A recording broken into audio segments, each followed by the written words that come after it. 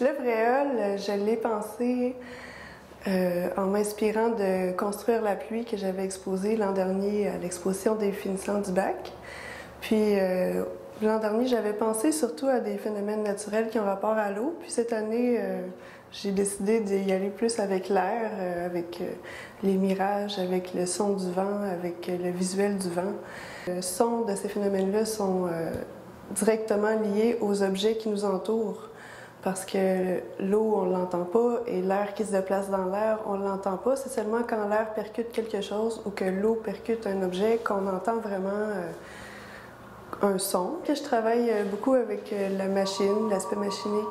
Je dirais que c'est quand même plutôt low-tech, puis j'essaie d'utiliser un peu les moyens du bord qui sont accessibles pour replacer en salle d'exposition des phénomènes naturels qui sont à l'extérieur habituellement. J'ai essayé de mettre des sons qui allaient en référence à la ville, mais aussi à quand on est seulement en nature, parce qu'un panneau de métal qui brasse, on ne l'aura pas en campagne, mais en ville, ça, je l'ai vu assez souvent. La grosse bâche qui claque au vent un peu, comme les bâches qu'on voit dans la construction, ça, j'en ai vu beaucoup, puis ça m'a inspiré. Mon but, c'est de le recréer, mais sans prétention, en utilisant des petites machines programmées avec du matériel low-tech comme les Arduino. C'est vrai que par le passé, j'ai fait plus des machines en bois qu'on pouvait activer manuellement. Puis là, j'ai migré un peu plus vers l'utilisation de programmation de moteurs.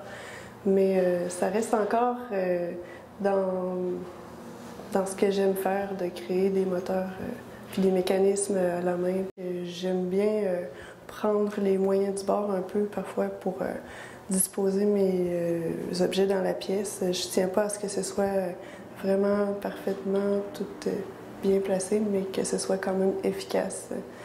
Mon travail a beaucoup pensé en fonction du visiteur, puis particulièrement ici, je voulais vraiment faire en sorte qu'on entre puis qu'on n'ait pas encore la vue sur l'escalier qui monte au deuxième étage pour voir les objets. J'aimais aussi que le son et le visuel soient séparés, parce que quand on est près du panneau de commande, on ne peut pas voir les objets bouger, mais on peut entendre le son que les objets font en direct.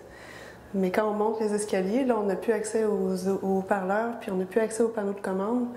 Puis aussi, je voulais créer un peu ce paradoxe-là, peut-être, d'être en présence des objets, mais de ne pas pouvoir les entendre directement. On les entend seulement que par les haut-parleurs, alors qu'ils sont vraiment à côté de nous, à moins d'1 mètre.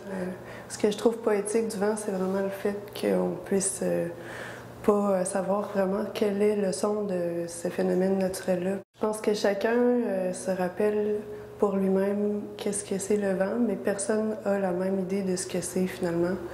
J'aime beaucoup, quand je crée mes œuvres, demander des points de vue de différentes personnes qui passent par là quand je suis en train de créer. Puis je faisais écouter des pièces que j'avais faites avec mes objets sonores. Certaines personnes me disaient « Ah non, ça ressemble vraiment pas à du vent ». Puis d'autres personnes me disaient « Ah, mais moi, là, en tout cas, le son du vent, c'est vraiment comme… » Chez moi, là, j'ai ma vitre, puis j'ai une petite branche qui frappe dedans, puis là, oh mon Dieu que ça m'énerve, mais moi, pour moi, c'est ça le son du vent. Puis je pense que, dépendamment de où tu habites, de ton vécu, le son du vent que tu as en tête est différent.